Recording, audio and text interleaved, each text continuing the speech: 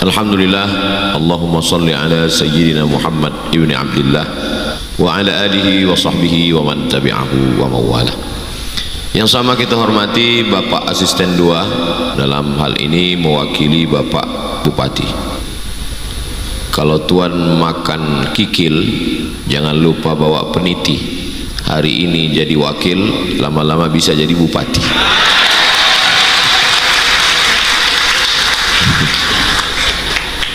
Yang sama kita hormati Sayyidi Al-Habib Muhammad Zaki Al-Idrus beserta para habaib al-afadil al-ulama al-ajla, matta'anallahu bituli umurihim wa bihusni adabihim wa lutfihim. Mudah-mudahan para habaib, para ulama panjang umur, sehat badan, sehingga berkah ilmu mereka untuk kita dan anak cucu kita sebagai penerang di tengah gelap, suluh di tengah malam, sehingga benar amal dan ibadah kita insyaallah. Amin ya rabbal alamin. Ketua Yayasan Sekolah Islam Terpadu Al-Bushra, Ustadz Saiful Bahri. Bahri itu laut. Biasanya kalau yang di laut naik ke darat itu kurang baik. Tapi Ustadz Saiful Bahri ketika beliau memimpin sekolah sudah kelihatan kebaikan-kebaikannya. Nah, jadi Masya Allah tabarakallah, mudah-mudahan sekolah Al-Bushra betul-betul menjadi kabar gembira buat kita semua. Innalladzina qalu rabbuna Allah, orang yang berkata Rabb kami Allah, summa istaqamu, kemudian mereka istiqamah, tatanazzalu alaihimul malaikah, turun malaikat. Lalu malaikat itu berkata, alla takhafu, jangan kau takut, wala tahzanu, jangan kau sedih, wa abshiru bil jannati allati kuntum tu'adun, berbahagialah mendapatkan surga yang dijanjikan Allah.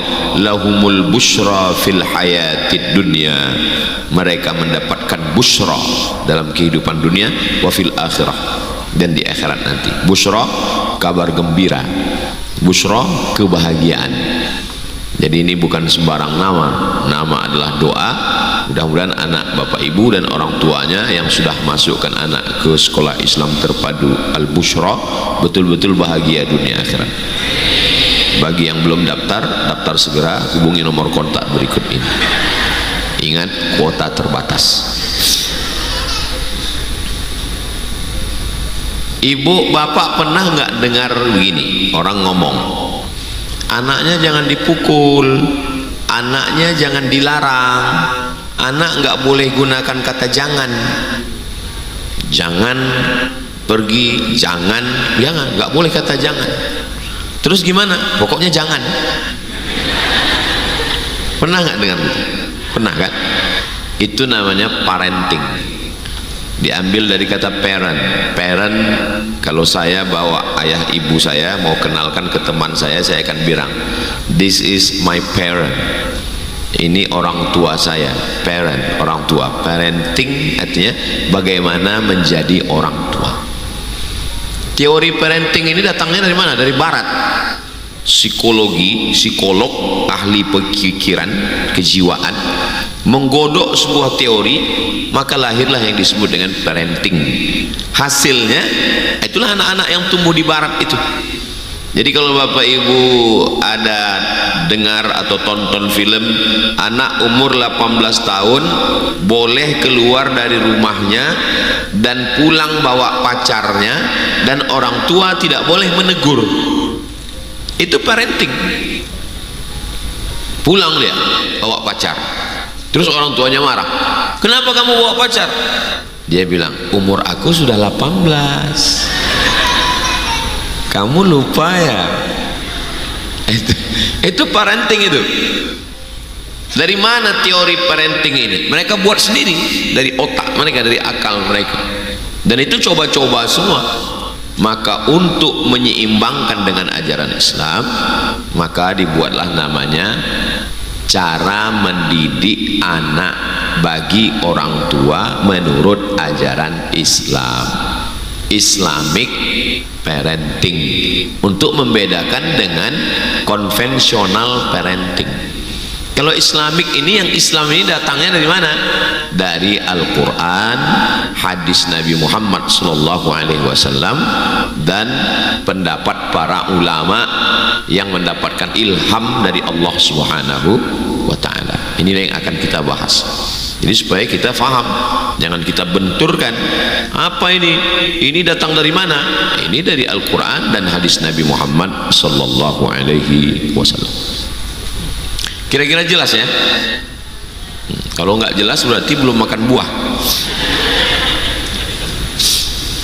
Kita urut dulu dari bawah sampai nanti puncaknya atas. Dari mana berawalnya parenting? Yang pertama, dari, ada yang mengatakan mengawali pendidikan anak ini ketika anak sudah merespon. Anak-anak, apa kabar?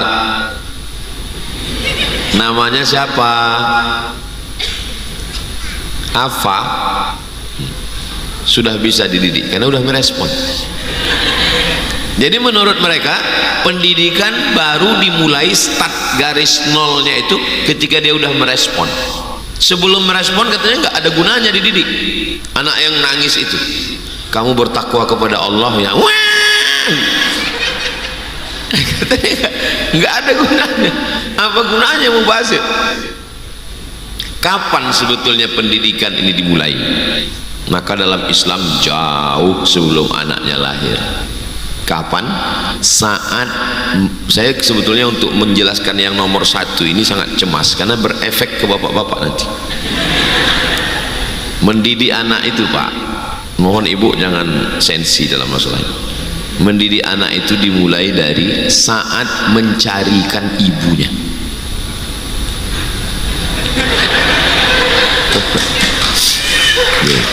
Itu. Jadi jangan gara-gara ini nanti pulang lalu bapak, pantasan anak kita begini, ternyata kau bukan ibunya. Saya nggak mau begitu. Maksudnya yang udah ada ya jaga-jaga aja.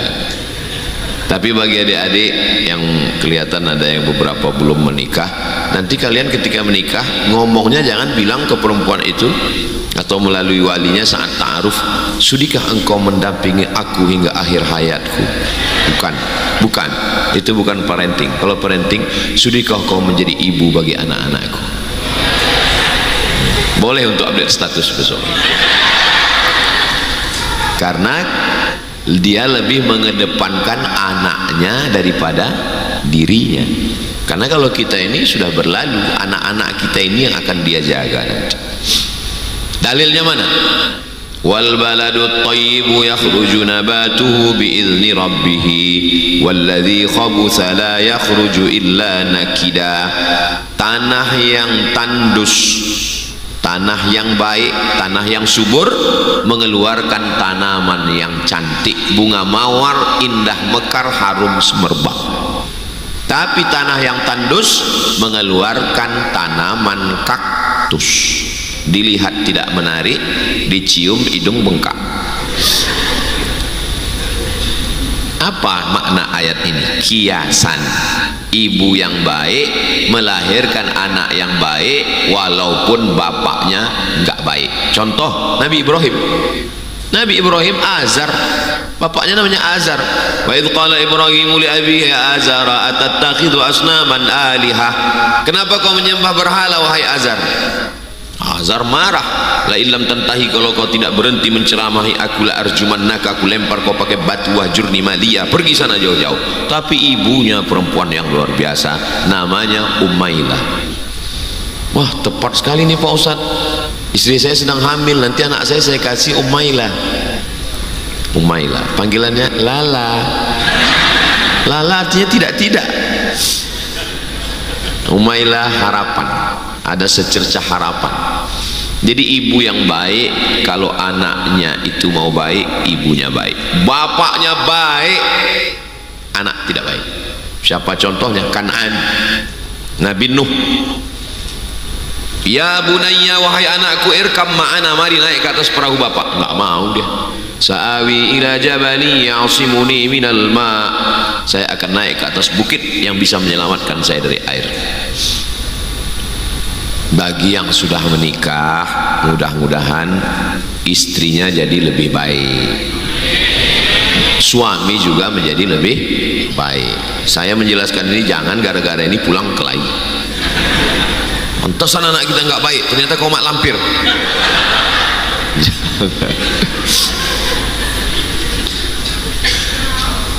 Istrinya juga ngelawan, aku mak lampir, suami kan cerminan diri, berarti kau genderuwo. Gara-gara siapa nih? Gara-gara parenting tadi. Pantasan Pak Bupati nggak hadir gitu. Padahal Pak Bupati kan ada acara di Medan gitu. Jadi kemana-mana nanti merembetnya ini. Nah, jadi langkah yang pertama, cari perempuan yang baik-baik. Tazawwajul al-walud, cari perempuan yang walud, subur. Al-wadud, penyayang. Dari mana kita tahu dia subur Pak Ustadz? Apa dites dulu? Enggak boleh. Bisa diketahui dia subur dari pertanyaan yang diajukan waktu ta'aruf. Anak nomor berapa? Anak nomor 1. Keluarga berapa orang? Cuman 1, nggak lulus. Jadi pas nanya, ini anak nomor berapa Pak? Ini anak saya yang nomor 12. Gua banget. Nah itu karena inni mukatsirum bikumul umam yaumal qiyamah. Kata Nabi, nanti saya orang paling bangga pada hari kiamat ketika umat yang paling banyak adalah umat Nabi Muhammad sallallahu alaihi wasallam. Mudah-mudahan yang belum punya jodoh diberikan calon-calon ibu yang solihah. Banyak yang mengaminkan. Kok dilihat dari wajah udah mau nikah semuanya. Kalian senyum, ibu yang kurang. Nah, setelah itu baru meningkat. Hal ata 'alal insani hinum minad dahri lam yakun syai'an madhkura. Inna khalaqnal insana min nutfatin amsyajin nabtalihi faja'alnahu sami'an basira. Bertemulah laki-laki yang baik dengan perempuan yang baik tadi, dipertemukan nutfah sperma amsyajin yang bersatu dengan sel telur, nabtalihi faja'alnahu sami'an basira. Anak yang ada janin itu dia sudah sami', mendengar. Setelah sami', basir, melihat. Jadi anak itu sudah mendengar, maka perdengarkanlah yang baik-baik. MP3 Al-Quran, tolong beli speaker Quran yang bisa dipilih juz 1, juz 2, juz 3. Jangan terlalu kuat, jangan terlalu pelan di kamar, non-stop. Listriknya banyak, enggak. Mana tahu calon istri dapat suami korun. Nama lengkapnya Korun bin Bakhil bin Medit bin Kedekut bin Kikir bin Pelit. Kasih tahu sama dia, ini demi anak kita bang, ini wattnya nggak terlalu berapa. Speaker Quran, cas, habis itu copot, habis cas lagi, non stop. Sampai hari ini speaker Quran tuh tetap menyala di rumah, walaupun saya pergi, walaupun saya pulang, walaupun nggak ada tetap hidup, walaupun anaknya nggak ada tetap. Dalilnya mana? Wa idza quri'al Qur'an, kalau Quran dibacakan fastami'u lahu wa ansitu la'allakum turhamun, turun rahmat Allah. Dulu kiai-kiai juga gitu. Sebelum ada speaker Quran, sebelum ada YouTube. Sekarang ada YouTube, tapi kan kadang kita khawatir paket habis. Maka saya sarankan pakai speaker Quran. Dulu sebelum ada YouTube, sebelum ada speaker Quran, orang datang ke kiai. Abah guru, ya istri saya hamil. Oh, bacakan surat Yusuf. Maksud abah guru ngasih tahu suruh baca surat Yusuf supaya anaknya beriman seperti Nabi Yusuf. Si orang tuanya salah sangka, disangkanya anaknya ganteng seperti Nabi Yusuf, pas lahir hitam. Komplain sama abah guru, abah guru kemarin sudah dibacakan surat Yusuf 9 bulan kok gini jadinya. Kata abah guru, suaminya mana? Suaminya ini, kan sama. Masa suami hitam anaknya putih? Itu nggak mungkin. Jadi sebenarnya ulama-ulama dari dulu itu sudah mengajarkan sholawat. Pak Ustadz bagus, yang penting yang didengar anak itu Allahumma salli wa sallim ala sayyidina Muhammadin sahibil bushra dan tubashiruna biha. Didengar sama anak di dalam, ibunya tenang, anaknya juga tenang. Ibu nggak boleh stres. Kalau ibunya stres, detak jantungnya nggak normal, anaknya nauzubillah, nauzubillah, nauzubillah. Maka ibunya mesti tenang. Tapi tidak semua. Itulah maka dari awal tadi ibunya mesti dekat agama, karena ketenangan si ibu ada pada sholawat, baca Quran, yasin, tahlilan. Tapi kalau dari awal ibunya, kalau ditanya kamu ketenangannya gimana? Shopping. Kiamat kita. Ibunya tenang, bapaknya pingsan. Jadi dia hubung kaitnya seperti batu. Kalau batu awalnya sudah porak-poranda, batu yang atas tumbang. Di mana letak ketenangan seorang ibu? Ya saat baca Quran, saat zikir, saat sholawat, saat pengajian, saat ada kumpul-kumpul silaturahim. Ibunya tenang, anaknya tenang. Dalam beberapa kasus, saya orangnya nggak mau cari-cari kesalahan. Kenapa ini begini? Orang cerita ke saya, itu dulu Pak Ustadz, waktu dia mengandung anaknya yang itu, suaminya dulu begini, begini. Hasilnya itulah begitu. Oh, saya tarik kesimpulan dari beberapa cerita jamaah. Lama hidup banyak dirasa, jauh berjalan banyak dilihat, lama jadi ustadz banyak yang curhat. Itu dulu Pak Ustadz, waktu ibunya itu mengandung, suaminya begini, hasilnya itulah maka begitu Pak Ustadz. Jadi semuanya kembali kepada bapak yang tenang, ibunya tenang, anaknya tenang. Siapa yang bisa menenangkan tiga anak ini bisa tenang? Mana bisa? Nggak bisa. Saya terus terang, pernah saya ceramah di tempat anak-anak, hilang harga diri saya. Iya, kalau orang tua kan bisa kita atur, anak-anak nggak bisa. Tapi anak-anak bisa tenang itu karena ada ketenangan. Ala bidzikrillahi tatmainnul qulub. 9 bulan 10 hari di Balangan mengandung masih 9 bulan 10 hari. Inilah kadang jamaah kita serius disangkanya bercanda. Soalnya di tempat lain udah 4 bulan.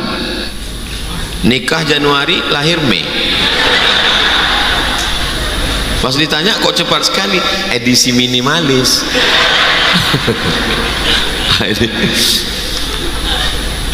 Dah, tempat menyemainya sudah, prosesnya 9 bulan 10 hari didengarkan sudah.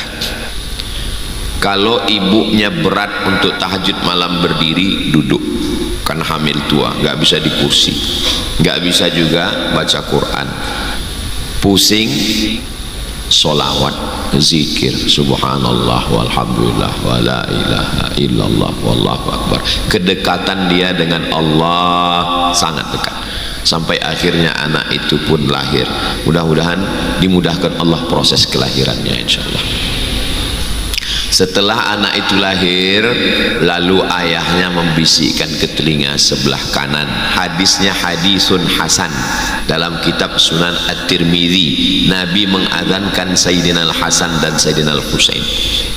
Maka laki-laki seenggak-enggak merdunya suara laki-laki, dia mesti bisa azan paling enggak untuk anaknya.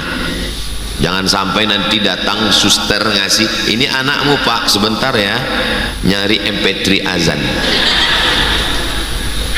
Walaupun nggak pernah azan di musola, tapi untuk anak nih kalau bisa kita yang azan.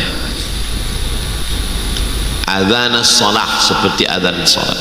Walaupun azannya, walaupun lahirnya subuh, nggak pakai as-salatu khairum minan naum. As-salatu khairum minan naum. Kenapa kau azankan? Malam Pak, lahirnya subuh. Menanamkan ke telinga pertama tauhid la ilaha illallah. Ternyata tempat yang paling nyaman di dunia namanya rahim. Walaupun ngandungnya di Afrika Utara. Afrika Utara itu cuacanya cuma dua, panas dan panas sekali. Enggak ada janin itu melompat kepanasan. Walaupun mengandungnya di kutub selatan, dingin, beku, Eskimo, belum pernah kita baca berita janin keluar jadi es batu. Tempat yang paling nyaman adalah rahim. Makanya ketika dia keluar ke dunia, janin itu kedinginan, dimasukkan ke dalam akuarium, apa namanya itu, inkubator, di setel berapa derajat Celcius. Habis itu bidan yang meletakkan itu sibuk chat sama pacarnya. Pas dilihat anak matang, oknum, nggak diurus dengan baik. Maka untuk menghangatkan badannya, bagaimana cara menghangatkan badannya? Itu yang disebut dengan tahnik, pakai hak, tahnik. Diambil kurma, dikunyahkan Nabi.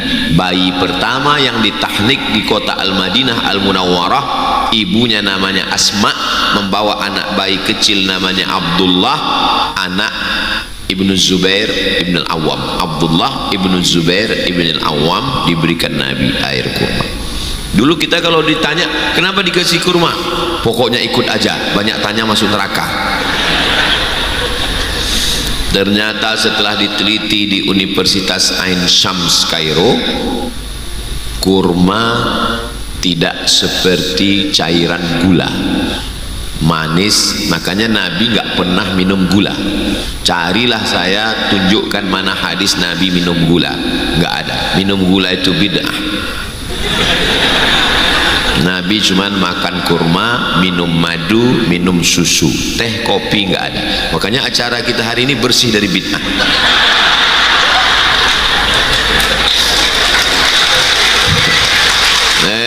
Ini Ustadz Somad ini nyindir panitia nih. Enggak, saya Ustadz yang tidak pandai sindir menyindir. Perlu jamaah tahu, saya sudah dikasih minum teh lengkap sempurna tadi habis makan. Ini saya jelaskan supaya jangan ada dusta di antara kita. Nah, penyakit-penyakit ini datang karena melewati yang diajarkan Nabi Muhammad sallallahu alaihi wasallam. Diberi cairan kurma, ternyata cairan kurma itu masuk ke dalam badannya, panas tubuhnya karena cairan manis. Nggak mungkin bayi dikasih minum bandrek, matilah dia. Lalu kemudian setelah itu ditebus. Kullu mauludin murtahanun biaqiqatihi. Setiap anak yang lahir tergadai karena akikah, belum ditebus. Cincin kita minjam, kita gadai. STNK BPKB kita gadai, kita tebus kalau ada uang. Anak kita tergadai. Bagaimana cara menebusnya? 3. Tudbahu anhu yauma sabi'ihi, disembelihkan kambing hari ke-7. Yuhlaqu, cukurkan rambutnya, ditimbang seberat perak. Kemarin tetangga saya, Pak Ustadz buat seberat emas karena rambutnya tipis. Coba kalau gondrong, berat rambut setengah kilo, siapa yang mau bayar? Aslinya perak, tapi kalau pakai emas bagus, afdal. Sembelihkan kambing, potongkan rambut, wa yusamma, kasih nama yang baik-baik. Nama yang baik, nama yang paling hebat, Nabi Muhammad sallallahu alaihi wasallam. Yang di bawah itu nama yang disandingkan dengan Allah: Abdullah, Abdurrahman, Abdurrahim, Abdus Somad.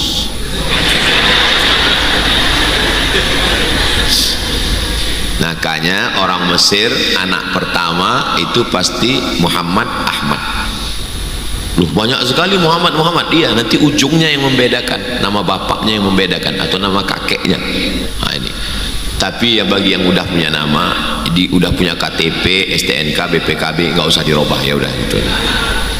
Nah, untuk apa ini?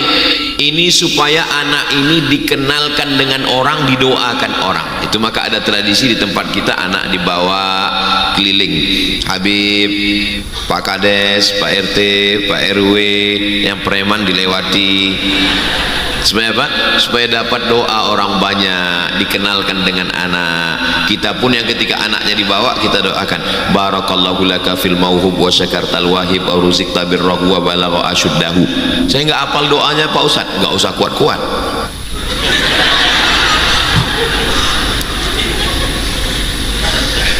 Ini ajaran Islam. Anaknya belum merespon, tapi ruhnya sudah ada.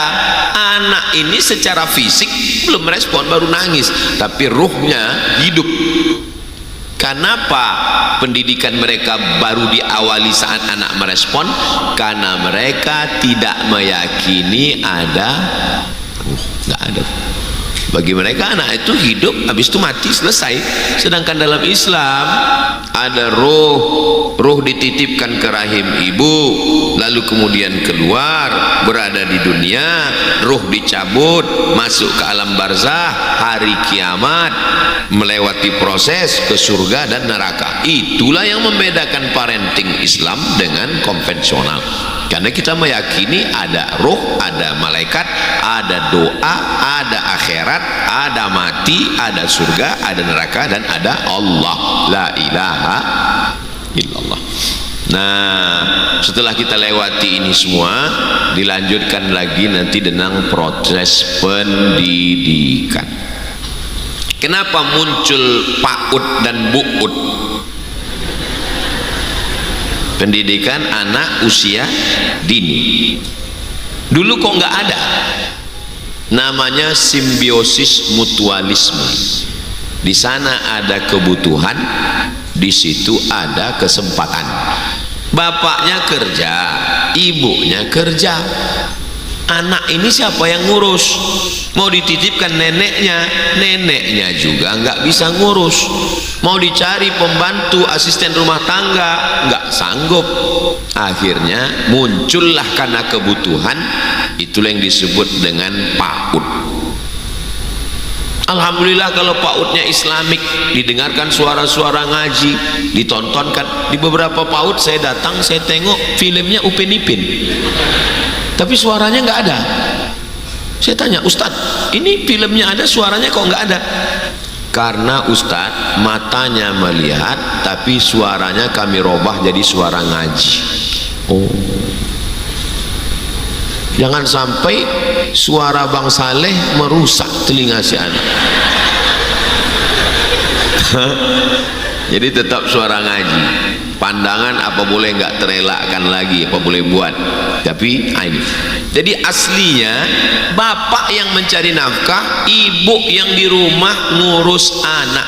Tugas perempuan dalam Islam itu cuma 3: mengandung, melahirkan, menyusukan. Cuman itu. Yang lain itu adalah tugas bapak. Tak, tunggu, jangan senang dulu.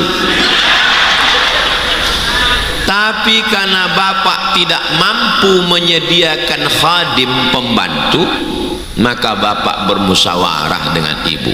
Bu, sebetulnya tugasmu cuma 3: mengandung, melahirkan, menyusukan, mengandung lagi, melahirkan lagi, menyusukan lagi, mengandung lagi, melahirkan lagi, menyusukan lagi.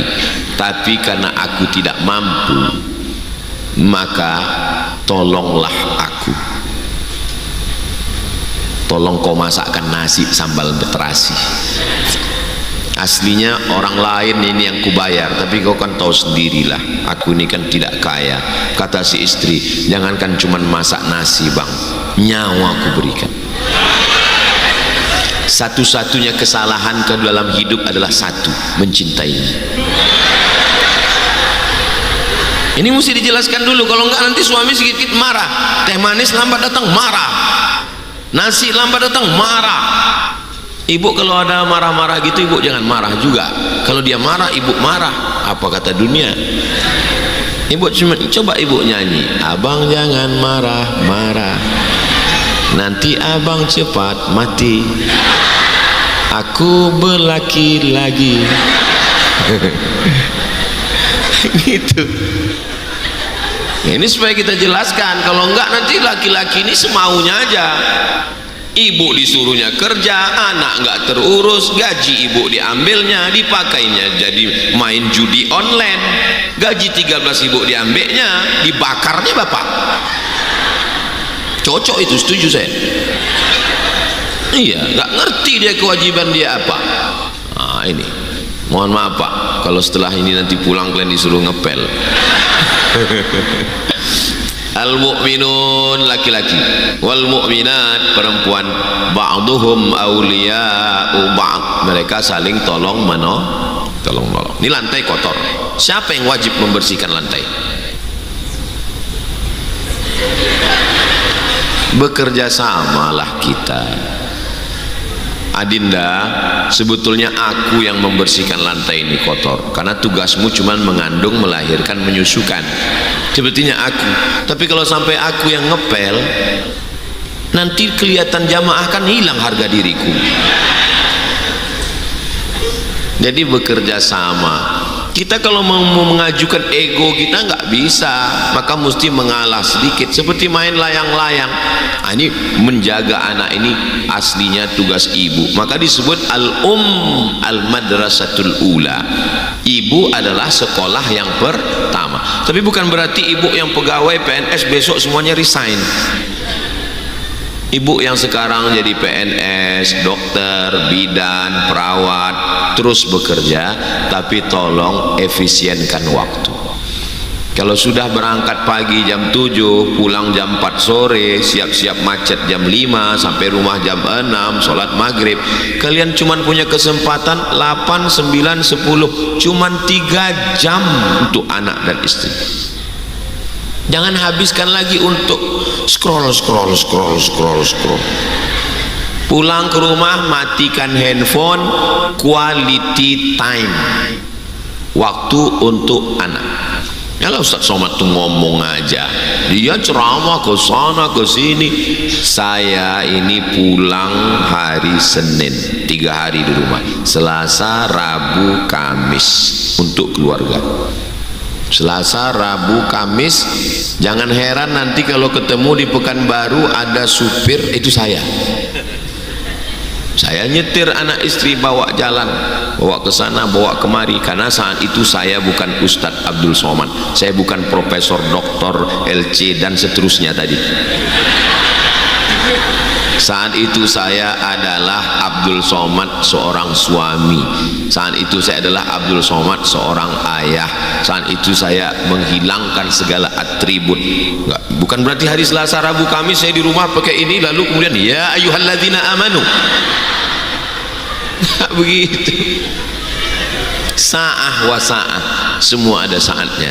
Ada saatnya jadi ustadz. Ibu juga yang kebetulan di rumah sakit jadi dokter, bidan, perawat, saat di rumah 3 jam itu bertindaklah sebagai seorang ibu. Jangan ibu bawa jarum suntik pergi sana, nggak kesuntik kok nanti. Syukur ibu perawat. Kalau ibu polwan 3 jam ibu di rumah, ibu jadi perempuan yang buat sambal terasi, yang buat sayur asam, yang menjadi istri. Bukan berarti 3 jam di rumah itu ibu lalu ambil pistol, diam, nangis, tembak. Memposisikan diri sebagai ibu, menjadi ibu yang baik untuk anak-anak. Datang anak bawa kertas, mama, nilaiku bagus. Iya bagus, mau apa? Bagus ya nilainya. Posisikan diri sebagai ibu. Saya tahu kesulitan kita sekarang, gaji tidak cukup. Bapak, saya sebetulnya Pak Ustaz nggak mau kerja, saya cuma mau seperti yang Ustaz kasih tahu tadi, mendidik anak. Tapi suami saya masuk salah satu asnaf dari Basnas Pak Ustaz. Nggak mustahil ketika cinta tidak bisa memilih. Ibu yang S1, S2, S3, S cendol, S doger, dokter, spesialis, dapat suami, gaji ibu lebih besar. Maka saat itu ibu tidak bisa mengatakan bahwa akulah penguasa. Tidak, ibu tetap kepala rumah tangga. Sampaikan ke suami, bang, memang secara gaji akulah yang berzakat kepadamu, karena kau termasuk innamas shadaqatu lil fuqara wal masakin. Tapi kau jangan rendah diri, kau tetaplah imam kepala rumah tangga di rumah ini. Besarkan hatinya. Laki-laki ini ingin dihormati, laki-laki ingin disanjung tinggi. Tunjukkan bahwa dia kepala rumah tangga walaupun dia nggak ada duit. Betul kan Pak? Betul kata mereka. Nah, ini jaga anak ini dengan baik. Kami nggak sanggup Pak Ustadz. Anda sibuk, tidak bisa mengurus anak. Kemana Anda serahkan? Serahkan ke Al-Bushra. Di tempat lain kita nggak tahu dididik bagaimana ini anak. Kenapa tidak boleh diserahkan ke nenek? Karena nenek tidak punya perangkat untuk membesarkan cucu. Dia hanya punya alat-alat untuk membesarkan anak. Ketika usianya sudah lewat lanjut, maka alat itu sudah tidak ada pada dirinya. Maka banyak cucu yang dibesarkan nenek menjadi cucu kurang ajar.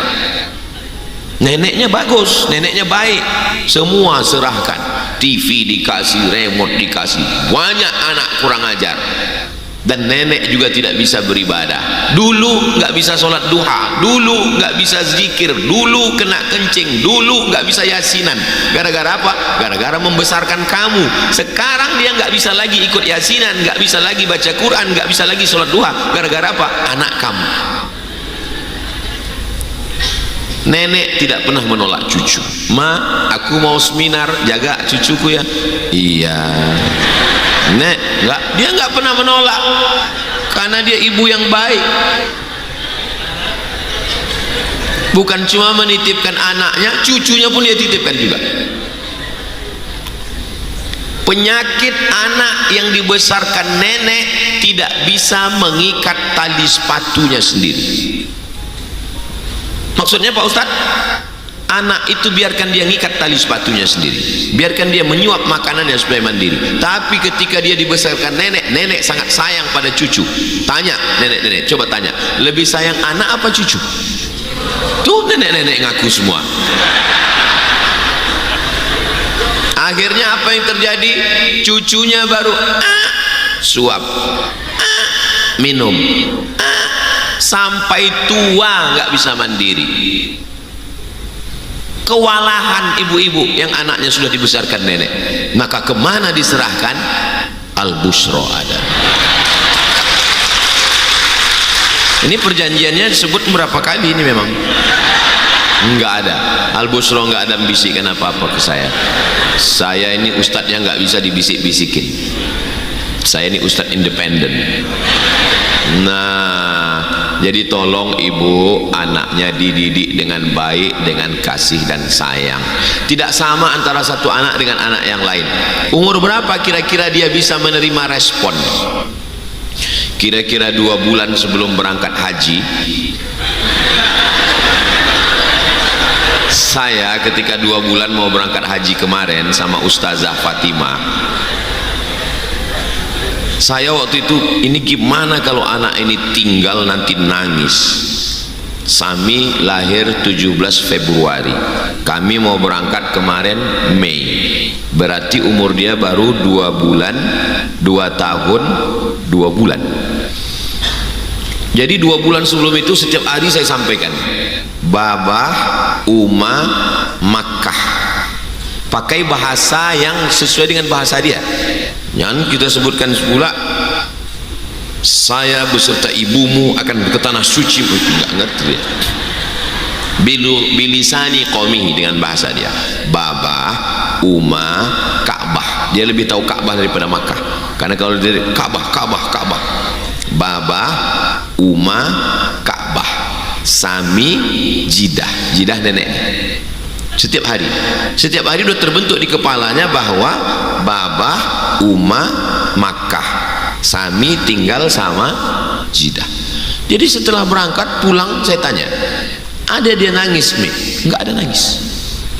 Oh, ternyata dia merespon. Cuman setiap video call dia nggak mau ngeliat. Mungkin dia takut menangis di depan saya. Jadi sifat kami sama, kami selalu tidak ingin melihat menangis di depan orang lain. Like father, like son. Jadi anak itu tidak sama umurnya, tidak sama tangkapannya, tapi dari percobaan bahwa dia bisa merespon dengan bahasanya, kasih tanggung jawab. Ini saya mau pergi, kasih makan ikan, siram itu bunga, kasih air. Kalau bunga itu tidak dikasih air, tidak minum, dia mati. Itu kakak-kakak santri-santri ikut ngaji sama kakak-kakak, sholat. Jadi kita alihkan dia dari kerinduan mencari saya dengan kewajiban. Dia udah tahu. Jadi kalau video call, ingat ikan, dia tahu, dia masih kasih ada ikan di akuarium. Nah, ikan itu ikan toman. Jadi ada tamu satu ditanya, ini teman baba, ini teman baba, ini teman baba. Jadi ditanya, ini siapa? Ikan toman gitu. Jadi kita kasih tahu bahwa ikan ini mesti dikasih makan. Siapa yang kasih makan? Sami kasih makan. Ada tanggung jawab, kita berikan dia tanggung jawab walaupun dia masih kecil, tapi tidak paksaan, hanya supaya memancing kesadarannya bahwa dia sadar, sehingga dia berbagi, dia tidak sibuk untuk mencari, dan kita kasih tahu ini berdakwah, dakwah. Jadi dia tahu kalau ditanya orang, mana babah? Babah dakwah, Sami toman, dengan pemahaman dia. Jangan pernah menyerahkan kepada orang yang tidak amanah. Dia kasih handphone, dia berikan TV, kepala anak kita hancur. Ini Ustadz gambar anak yang kepalanya pecah ditabrak truk, na'udzubillah. Ini anak yang kepalanya utuh. Coba Ustadz lihat, psikolog manggil saya. Apa bedanya Pak Ustadz? Ini kepalanya hancur, ini kepalanya sehat. Enggak Pak Ustadz, dua-duanya udah hancur. Cuman bedanya ini hancur fisik, ini fisiknya nggak hancur, tapi hancur kepalanya. Hancur kenapa Bu? Hancur karena TV, hancur karena internet, hancur karena game online. Memang perasaan kita waktu narik handphone dari anak itu merasa ayah yang tidak berbakti kepada anak, merasa ayah yang tidak sayang pada anak, tapi demi dia kita tarik, nggak boleh. Tapi kita juga jangan pegang handphone lama-lama depan dia. Jadi kalau mau buka handphone mana? Toilet kan ada, kamar sana, pergi di sana bisa. Jangan kita main depan dia. Itu sama dengan orang yang puasa kita makan, enak ya. Jaga juga perasaan dia. Nah ini, jadi kita jaga bersama sampai pada akhirnya usia sekolah. Setelah itu sekolah, kemana kita serahkan? Ya udah tahu sendiri kemana sekolah. Datang murad menyerahkan anaknya kepada guru namanya Agha Syamsuddin. Nama anaknya Muhammad. Anak ini diberikan tongkat pendek kepada Agha. Agha Syamsuddin, didik anakku ini, kalau dia nakal pukul. Jadi memukul dalam Islam adalah salah satu, tapi tolong catat baik-baik, jangan potong video ini, nanti saya ditangkap Kapolres.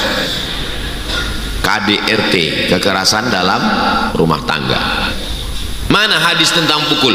Muru auladakum bisalah, suruh anak kamu salat wahum abna'u sab'a sinin, umur 7 tahun. Wadribuhum fil ashrah, pukul umur 10. Salah satu proses pendidikan adalah pukul. Pernah Ustaz mukul anak Ustaz? Enggak. Tapi Nabi mengajarkan hadis ulama menggantungkan cambuk di dinding, menunjuk. Nanti Bapak Ibu kalau datang ke rumah saya Pekanbaru, lihat di dinding ada saya gantung, bukan cambuk, celurit.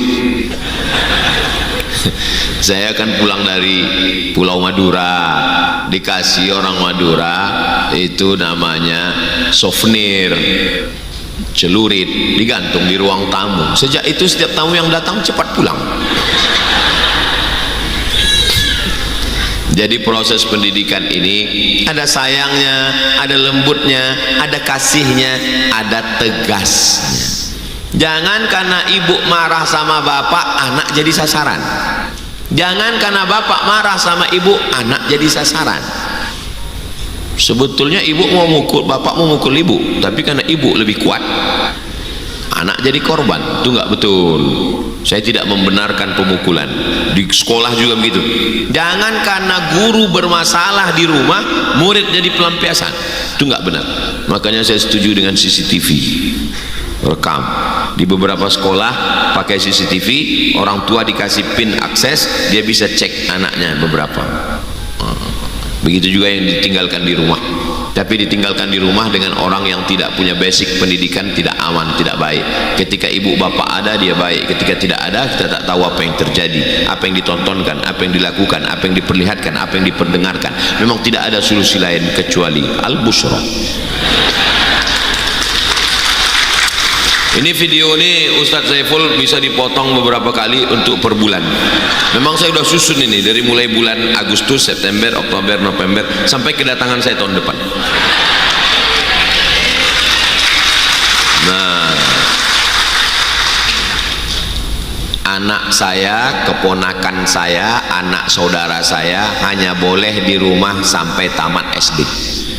Habis SD nggak boleh, mesti mondok. Yang ini masuk ke pondok ini, yang ini laki-laki agak jauh dikit di Bogor. Dari kelas 5 kita udah bawa dia main ke pondok. Hazik bawa ke pondok, bawa ke kamar. Ini kamar siapa, bah? Ini kamar kabang-abang, kakak-kakak tahfiz Quran. Dia ngelihat. Ketika ngelihat kamar tuh dia akan mikir, oh berarti nanti kamarku di sini. Toiletnya mana? Toiletnya sana, dia cek. Oh ramai juga ya. Makannya di mana? Makannya di sana. Habis itu pulang tanya, gimana? Taman SD mau di pondok? Mau. Enggak bisa ujuk-ujuk tiba-tiba panggil dia masuk pondok. Kalau enggak pecat jadi anak. Enggak bisa, berproses. Bawa dulu dia jalan. Kelas 5, kelas 6, nanti pada saatnya baru kita dudukkan dia di pondok. Memang ada yang dari sejak SD. Tempat Ustazah Fatimah dulu Al-Muqaddasah itu menerima SD. Masukkan 3 bulan pertama nggak boleh dijenguk untuk memutuskan keterikatan, sehingga dia lebih cinta ke gurunya, ke lingkungannya, ke ustadznya, ke ustazahnya. Jadi saya tanya ke ustazah, tadi kita udah ngelihat anak-anak di pondok SD, iya. Nanti anak kita SD kita letak di sana ya? Iya, kita lihat nanti. Biasanya bapak lebih kuat daripada ibu, kelihatannya. Banyak ibu-ibu ngaku, saya nangis Pak Ustadz kalau anak saya di pondok. Kalian pikir mereka nggak nangis? Mereka nangis, cuman di toilet. Kuncinya pintu.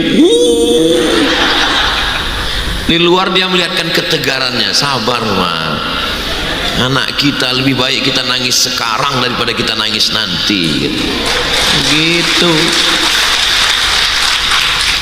Lebih baik bapak ibu nangis sekarang karena rindu bantalnya basah, daripada 20 tahun lagi nangis karena dia pecandu narkoba, murtad, nauzubillah, nauzubillah, nauzubillah, ateis. Maka tidak ada jalan lain untuk sekarang. Memang pondok pesantren lagi babak belur sekarang. Berita-berita yang menjelekkan oknum-oknum diangkat terus di medsos. Supaya apa? Supaya orang takut menyerahkan anaknya ke pondok pesantren. Tadi saya dari pondok pesantren Darul Istiqomah, sudah 36 tahun, didirikan oleh kiai dari pesantren Gontor Ponorogo. Kemarin saya ke pondok pesantren Pagar, Dalam Pagar, Dalpa, didirikan oleh salah satu murid dari Sayyid Muhammad bin Alawi bin Abbas Al-Hasani Al-Maliki. Mau pakai sistem modern gontor, silakan. Mau pakai sistem salafiyah ahlu sunnah wal jamaah, silakan. Apapun sistem yang kita pakai, insya Allah anak kita soleh dan solihah. Al-Busra baru sampai SD. Saya berharap yang sudah SD, sayang kalau tidak dilanjutkan ke depan. Al-Busra SMP, SMA, insya Allah. Amin. Biarkan ijazah formalnya SMP SMA, tapi dia hafal Quran, fikihnya mazhab Syafi'i, akidahnya Imam Abdul Hasan Al-Asy'ari, tasawufnya Ihya Ulumuddin Al-Ghazali. Dia terbang nanti ke Amerika, pikirannya Amerika, hatinya tetap la ilaha illallah Muhammadur Rasulullah. Pak Ustadz, anak kami di Al-Busra, kami maunya ke Mesir. Yang mau ke Mesir ini bapaknya apa anaknya? Tanya dulu anaknya. Saya nggak akan paksa anak ponakan saya sekolah ke Mesir, karena kalau saya paksa dia nggak mau, dia pulang, dia nggak jadi ustadz, dia jadi Fir'aun. Mau sekolah agama, ustadz dulu ke Mesir itu pilihan siapa? Saya. Memang saya mau jadi ustadz, dari kecil saya mau sekolah agama. Tapi kalau kita paksa anak kita, nggak bisa. Jadi proses dari bawah, peluk, cium, kasih sayang, manja, bermain. Oke, karena nggak mampu, masukkan ke lembaga yang diajarkan orang lain tapi orangnya amanah. PAUD, TK Islam, SD Islam, SMP, SMA, mondok wajib, nggak ada tawar-menawar. Karena tidak ada siapa yang bisa ngontrol anaknya nggak nonton TV. Bapaknya aja nggak terkontrol. Kawan saya pulang dari Mesir ngajar di sekolah, razia handphone, semua handphone tangkap, masukkan ke keranjang, periksa satu-satu, panggil ibunya, panggil bapaknya, datang ibu. Bapak mana bu? Bapak kerja nggak bisa, saya mewakili bapak. Anak ibu sudah keterlaluan, kami cek handphonenya ini udah rusak, udah kacau. Mohon maaf Pak Ustadz, itu handphone suami saya. True story, kisah nyata. Ada lagi teman saya, bapaknya aja error, apalagi anaknya. Zaman sekarang ini luar biasa.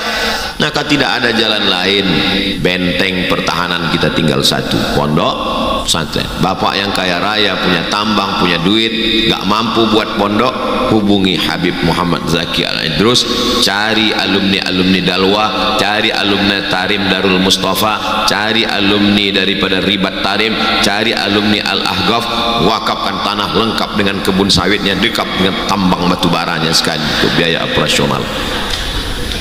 Saya mau setelah kajian ini semua orang-orang kaya di Kalimantan ini bekerja sama dengan alim ulama, abah guru, habaib untuk lebih banyak lagi pondok pesantren menyelamatkan anak bangsa insyaallah. Assalamualaikum Habib. Waalaikumsalam. Saya sudah dengar tausiah Ustaz Somad di Balangan kemarin. Itu saya mau kasih semua, ada kebun sawit, kebun karet semua. Punya siapa? Enggak tahu.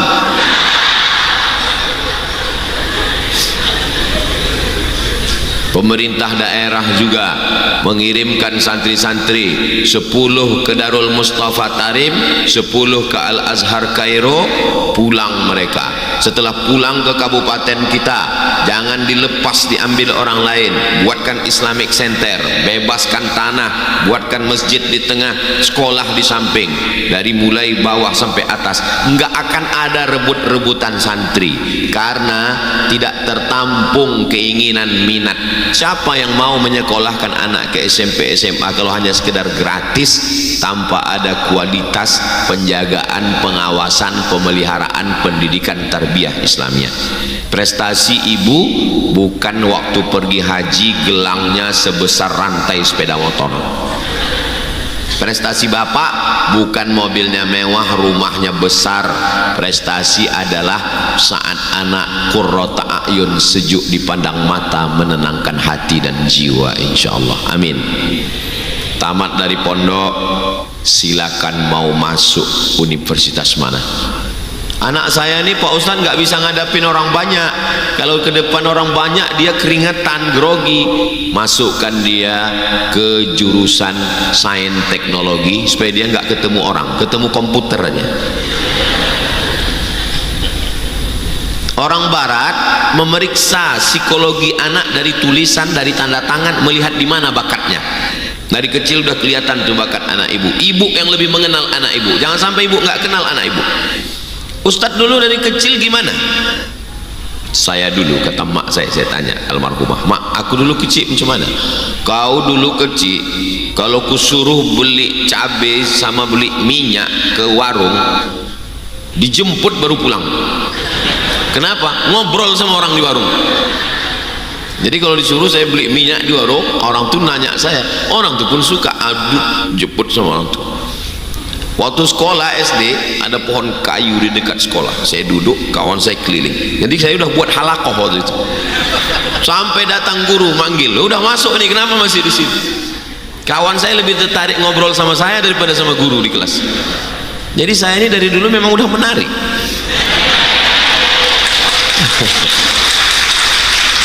Seandainya orang seperti saya ini dimasukkan ke sekolah yang tidak ketemu dengan manusia, ketemunya dengan mesin, dua-duanya hancur. Anaknya hancur, mesinnya lebih hancur.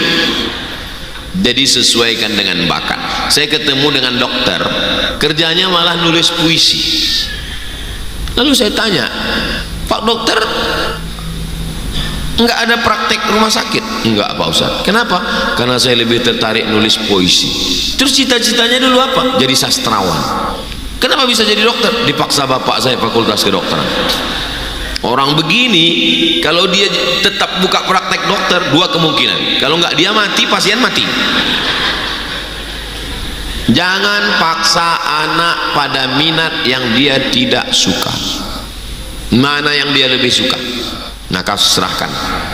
Tapi doa juga luar biasa supaya Allah memberikan bimbingan sama dia sampai masa menikah. Dari mulai memilihkan ibunya sampai ini Ustadz ngomong berapa lama? 60 menit membahas umur 63 tahun. Itu bahasa Arabnya mustahil. Ini udah dipotong-potong ini. Dari mulai memilihkan ibunya dalam kandungan, lahirnya, PAUD-nya, TK-nya, SD-nya, SMP, SMA, kuliahnya, sekarang dia sudah kerja, sudah mapan, nikahnya pun tidak bisa kita main. Kamu sudah saya sekolahkan, kamu sudah saya didik, kamu sudah saya kasih uang jajan, kamu sudah saya kasih motor, masalah jodoh cari sendiri. Nggak bisa. Nggak bisa. Jangan sampai ketika disuruh kamu cari sendiri, ketika dia bawa calonnya antingnya 13, biji matanya pun bertato. Lalu setelah dia jatuh cinta baru kita marah. Nggak bisa. Sebelum dia jatuh cinta.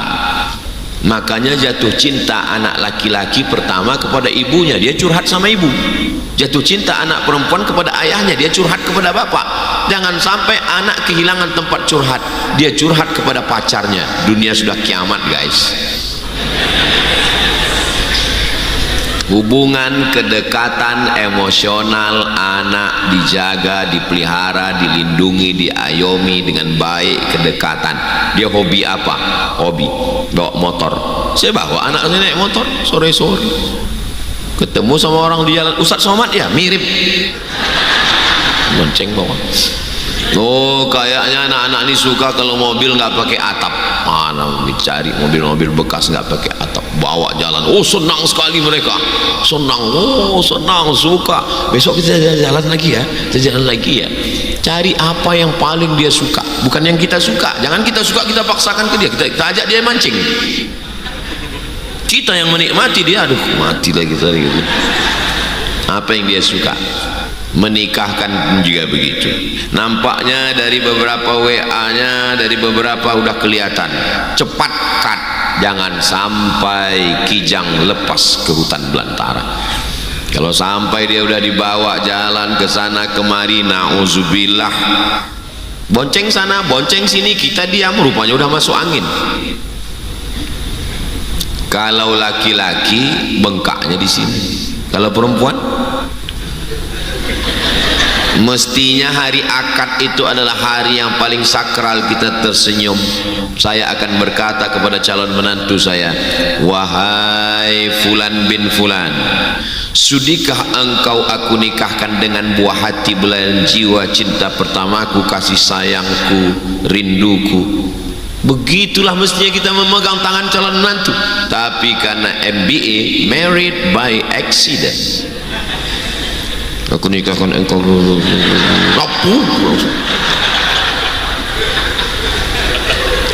salah siapa? Salah kita.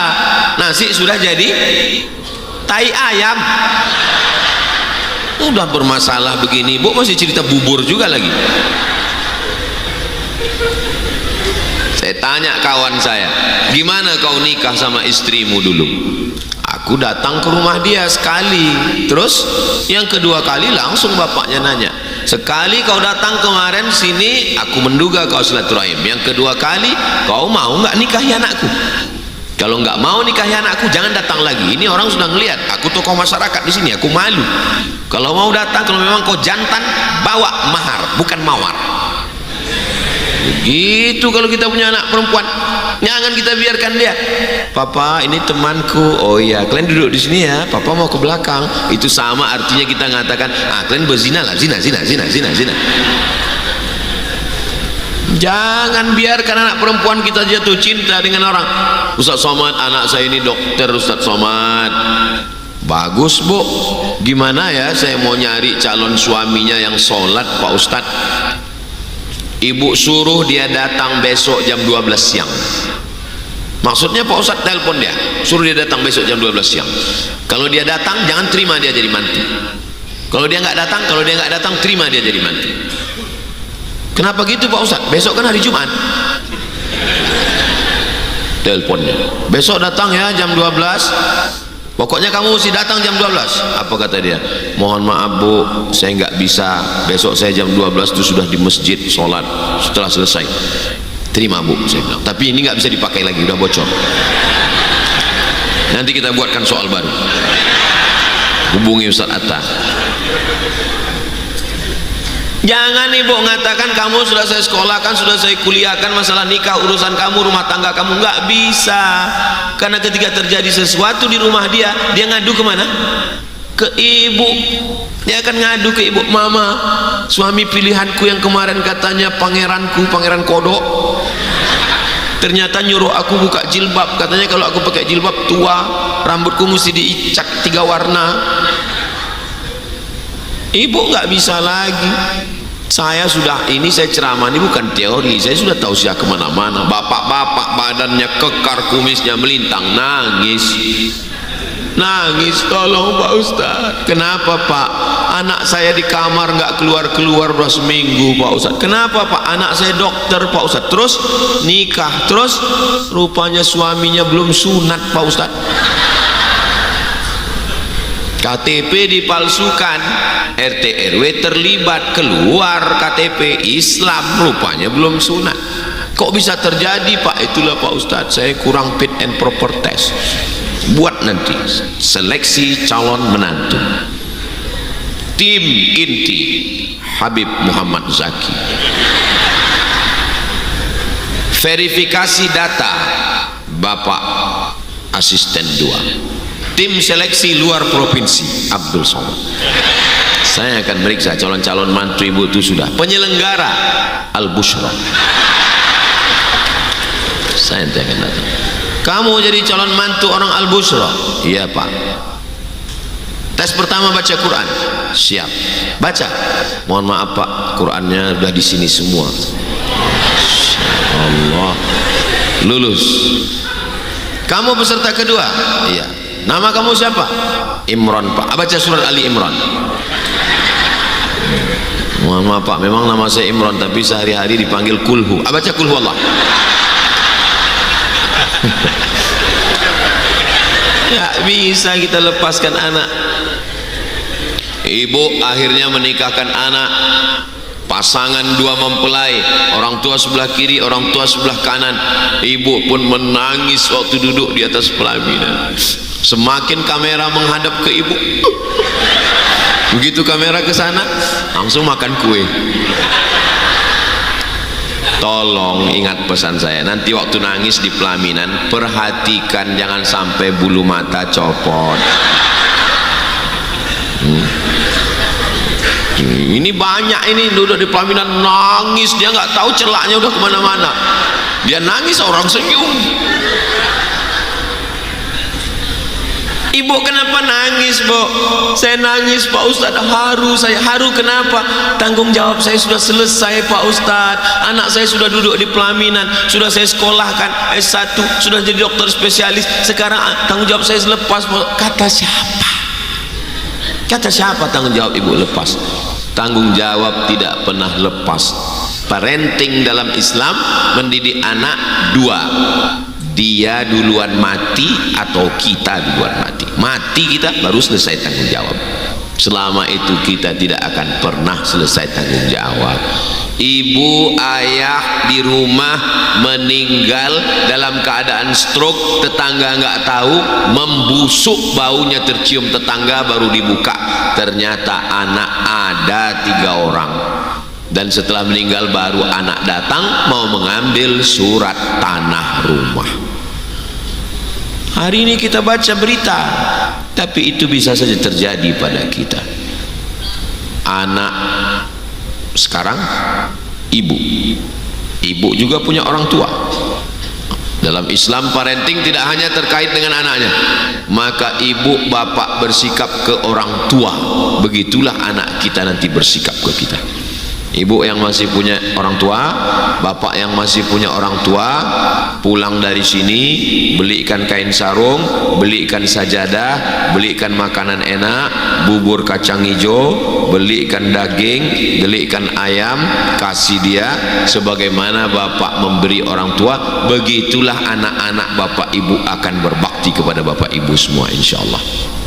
Yang sudah meninggal dunia kirimkan doa, baca yasin, tahtim tahlil, zikir sodakoh. Saya sampai hari ini tidak putus. Di pesawat kemarin tetap baca, kebetulan hari Jumat baca surat Al-Kahfi, kirimkan pahalanya untuk almarhum almarhumah. Setiap teringat tetap baca Al-Fatihah. Karena dalam Islam yang kita didik bukan cuma yang nampak, tapi juga yang tidak nampak. Terus pendidikan terakhir, kalau kita duluan, dia yang membisikkan ke telinga kita, la ilaha illallah. Malang tak dapat ditolak, untung tak dapat diraih. Rupanya dia duluan 2 kali. Dulu saat kau lahir, aku yang membisikkan, asyhadu an la ilaha illallah. Saat akan meninggal pun aku juga yang akan membisikkan la ilaha. 2 kali anakku itu kumandikan Pak Ustadz, kata jamaah. Ibu mandikan berapa kali? 2 kali Pak Ustadz. Dulu sekali waktu dia masih bayi, dan jenazahnya saya juga yang memandikan. Saya ketemu. Pendidikan kita sampai akhir hayat. Dan ketika sudah selesai, kita yang selesai atau dia selesai, disitulah baru kita mendapatkan kebahagiaan.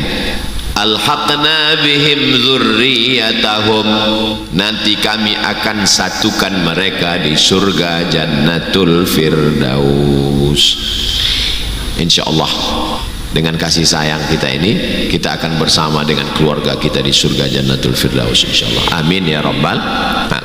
Dari mulai awal sampai akhir, saya mulai tadi jam 3 dan sekarang berakhir jam 4, 60 menit dalam parenting, baru muqaddimahnya. Nanti kita lanjutkan insyaallah. Ini ada beberapa pertanyaan, banyak sekali pertanyaannya. Saya berapa menit lagi waktu Ustaz Atta? Yang bisa saya jawab, yang tak bisa saya bawa pulang. Nanti saya rekam, saya masukkan, upload ke channel Ustaz Abdul Somad Official. Jangan lupa subscribe, like, share, and comment.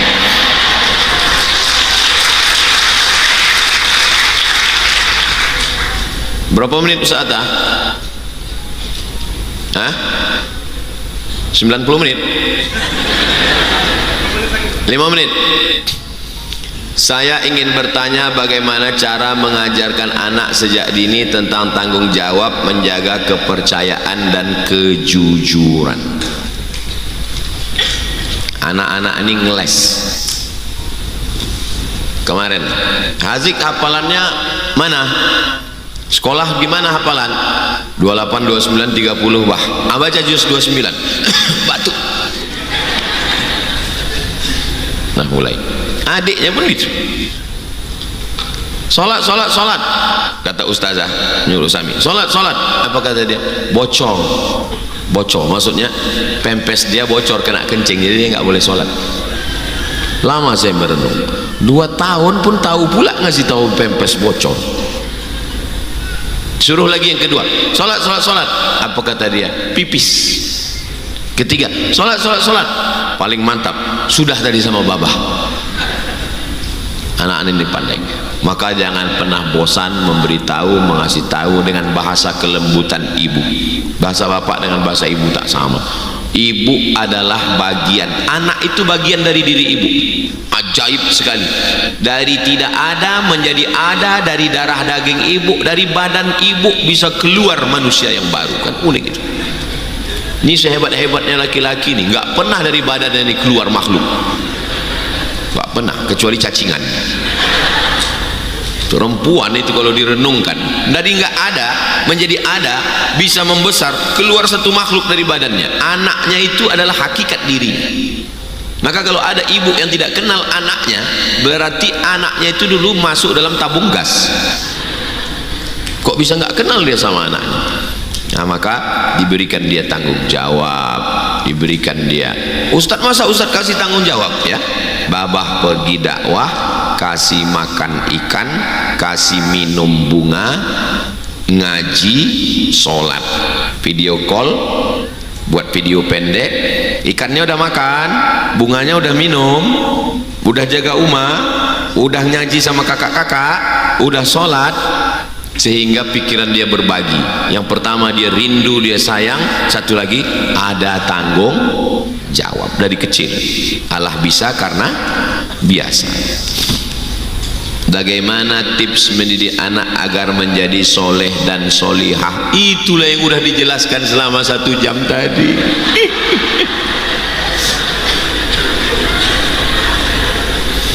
Apakah karakter ayah dan ibu berpengaruh pada psikologi anak? Of course. Bagaimana pikiran bapak, bagaimana pikiran ibu, itu fotokopinya adalah anak itu. Maka kalau kita pernah punya negatif, segera bertaubat, tutup filenya, buang jauh-jauh. Ibu menjadi baik, bapak menjadi baik, mudah-mudahan anak pun menjadi baik-baik semua insyaallah. Doa tawassul dengan Al-Fatihah. Ya Allah, tenangkan hati anakku, Al-Fatihah. Luruskan pikiran anakku, Al-Fatihah. Bukakan hatinya untuk baca Quran, Al-Fatihah. Luruskan hatinya untuk sholat, Al-Fatihah. 10 kali, 20 kali, 40 kali, 100 kali tawassul dengan Al-Fatihah. Taurat, Zabur, Injil terkabung dalam Al-Fatihah. Bertawassul kepada Allah dengan membaca surat Al-Fatihah. Al-Fatihah pembuka, hati yang tertutup terbuka, solawat kepada Nabi, karena kuncinya adalah mahabbatur Rasul, cinta kepada Nabi Muhammad sallallahu alaihi wasallam. Bagaimana kalau seorang ayah tidak menjadi contoh yang baik dalam keluarga? Jangan carikan ayah yang baru.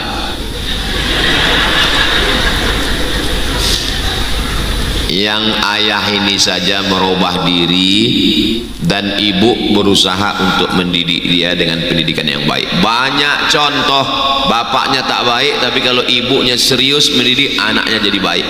Nabi-nabi, wali-wali, orang-orang zaman sekarang bapaknya bejat, penjahat, tengik, mati juga akhirnya. Tapi karena ibunya serius mendoakan, mendidik, mengayomi, menyayangi, maka anak menjadi baik. Insya Allah dari ibu-ibu yang baik lahir anak-anak yang baik-baik insya Allah. Kertas yang ketiga, nanti sisanya saya bawa pulang, kami akan jawab di Pekanbaru.